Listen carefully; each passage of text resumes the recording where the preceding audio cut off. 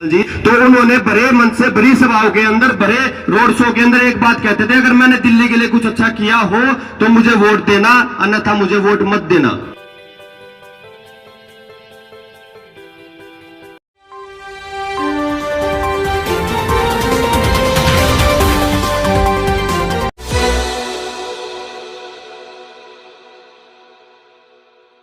खरखौदा के इस गांव के दर्जनों बुजुर्गों व युवाओं ने थामा आम आदमी पार्टी का दामन। अरविंद केजरीवाल की काम की राजनीति युवाओं को कर रही आकर्षित। देवेंद्र गौतम, जिलाध्यक्ष सोनीपत, आप तारांकन। खरखौदा आम आदमी पार्टी के सोनीपत जिलाध्यक्ष देवेंद्र गौतम ने जानकारी देते हुए बताया कि खरखौदा ब्लॉक के गांव सिसाना के काफी बुजुर्गों व युवाओं ने आम आदमी पार्टी का दामन थामा है।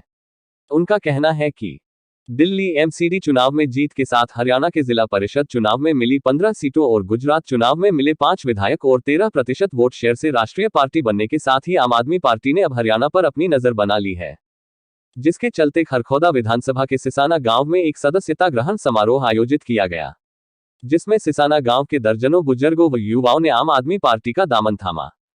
समारोह में बतौर मुख्य अतिथि आम आदमी पार्टी सोनीपत के जिलाध्यक्ष देवेंद्र गौतम, CYSS के प्रदेश अध्यक्ष दीपक धनखड़ तो विशिष्ट अतिथि के तौर पर खरखौदा हल्का अध्यक्ष नवीन दहिया ने शिरकत की। समारोह की अध्यक्षता व मंच संचालन सिंहराम दहिया ने किया। इस दौरान जिला अध्यक्ष देवेंद्र गौतम समारोह में बीजेपी व कांग्रेस पर जमकर बरसे। उन्होंने कहा कि बीजेपी सरकार सिर्फ कुछ पूंजीपतियों और व्यापारियों की सरकार बनकर रह गई है, जिसके कारण वो ऐसी पॉलिसी बनाती है जिससे उनको फायदा पहुंचे। उन्होंने कहा कि खट्टर सरकार में जहां भावी डॉक्टर लगातार 49 दिन से बॉन्ड पॉलिसी के खिलाफ धरने पर है, तो बेरोजगार रोड धक्के व विरोध करते हैं, तो पुलिस की लाठी खाने पर मजबूर है। गरीब कमजोर वर्ग की आवाज को दबाने का काम खट्टर सरकार द्वारा किया जा रहा है, तो दूसरी तरफ विपक्ष में मौजूद कांग्रेस बीजेपी सरकार की कठपुतली के तौर पर काम कर रही है। वही विपक्ष गांधी के 3 बंदरों की भूमिका निभा रही है, जिनको गरीब, मजदूर, बेरोजगार, किसानों का दर्द ना दिखाई देता है, ना सुनाई देता और ना ही कुछ बोलते हैं। देवेंद्र गौतम ने कहा कि कांग्रेस लुप्त होने की कगार पर है, तो बीजेपी हमेशा लोगों को जात पात व धर्मों में बांटकर वोट बटोरने का काम करती है।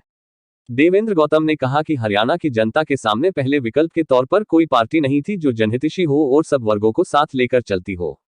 आम आदमी पार्टी और अरविंद केजरीवाल की विचारधारा व नीतियां कांग्रेस व बीजेपी दोनों पर भारी पड़ रही है, जो कि आज पूरे भारत के साथ साथ हरियाणा की जनता भी एक मजबूत विकल्प के रूप में आम आदमी पार्टी को देख रही है।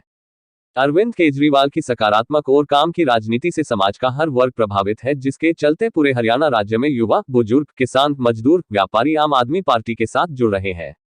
CYSS के प्रदेश अध्यक्ष दीपक धनखड़ ने कहा कि बीजेपी की खट्टर सरकार के आगे बातें रखना भैंस के आगे बीन बजाने वाला काम हो रखा है। CYSS लगातार MBBS छात्रों के साथ मिलकर बॉन्ड पॉलिसी वाले फैसले को वापस लेने के लिए जद्दोजहद में लगे हुए हैं, लेकिन सरकार जस की तस है।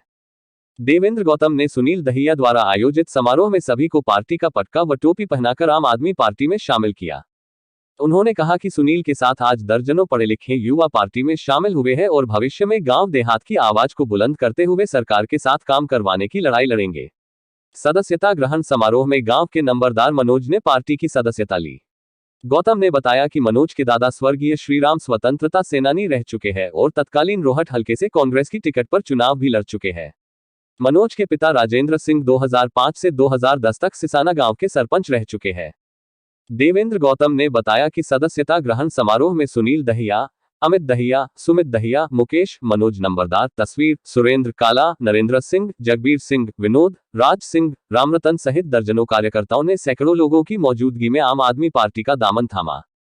इस दौरान आम आदमी पार्टी मध्य जोन के खेल प्रकोष्ठ अध्यक्ष जोगिंदर दहिया, जिला सह संगठन मंत्री शिवम सिसाना, सिंहराम दहिया, सरोजबाला राठी, रतनलाल ठेकेदार, मनोज लाकड़ा व गांव सिसाना से वेद प्रकाश, ईश्वर सिंह, केहर सिंह, समुद्र दहिया, नरेंद्र दहिया, कुलदीप, सिल्कराम, मुकेश, तरसेम, दलबीर, राजेंद्र, कर्मवीर मास्टर, धर्मवीर, सुशील, बलदेवा, राज, बाली, रणबीर, सुमेर, सुरेश, रामफल इत्यादि सम्मानित ग्रामीण व्यक्ति मौजूद रहे। जी, तो उन्होंने भरे मन से भरी सभाओं के अंदर, भरे रोड शो के अंदर एक बात कहते थे, अगर मैंने दिल्ली के लिए कुछ अच्छा किया हो तो मुझे वोट देना, अन्यथा मुझे वोट मत देना।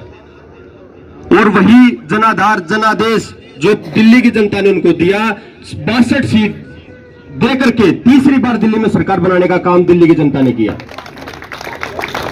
बदलाव की लहर है, बदलाव की राजनीति है। और बदलाव जब परिवर्तन की लहर चलती है तो ऐसे ही होता है। कोई भी पार्टी पट्टा लखवागा ना रही ऊपर तय कि कोई भी नेता का बेटा ही नेता बनेगा, ऐसा भी कोई कहीं नहीं लिखा हुआ। लेकिन हमारे पास, हमारे समाज के अंदर क्या होती है, भेड़ चाल है। हम चल पड़ते हैं एक ही लहर में। कांग्रेस की लहर आ गई तो कांग्रेस के पीछे लग लिया, बीजेपी आ गई तो बीजेपी के लग लिया। लेकिन किसके पीछे लगे?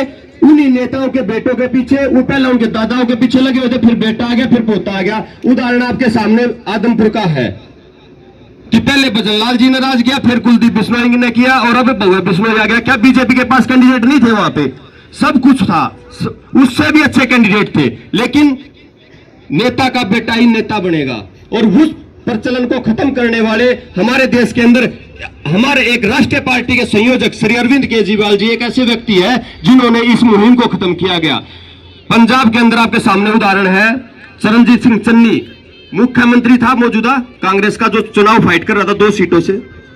एक मोबाइल रिपेयरिंग करने वाले, जो मोबाइल रिपेयरिंग की दुकान पे काम करता था, उसके लाइक शेयर सब्सक्राइब जरूर करें हमारे न्यूज चैनल हरियाणा लाइव 24 को।